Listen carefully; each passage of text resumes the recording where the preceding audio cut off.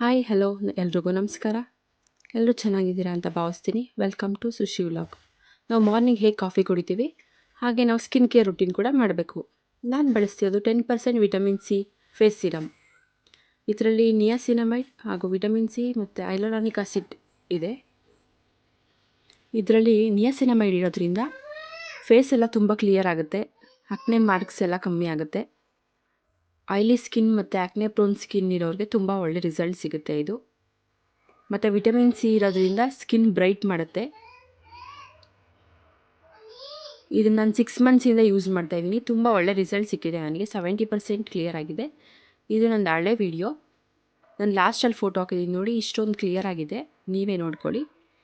ಇದು ಎಲ್ಲರೂ ಯೂಸ್ ಮಾಡಿ. ಇದರಿಂದ ತುಂಬ ಫೇಸ್ಗೆ ಸ್ಕ್ಯಾರ್ಸ್ ಮತ್ತು ಮಾರ್ಕ್ಸು, ಪಿಂಪಲ್ಸ್ ಆಲ್ಮೋಸ್ಟ್ ಎಲ್ಲ ಕಮ್ಮಿ ಆಗುತ್ತೆ. ಸ್ಕಿನ್ ಕೂಡ ಬ್ರೈಟ್ ಮಾಡುತ್ತೆ.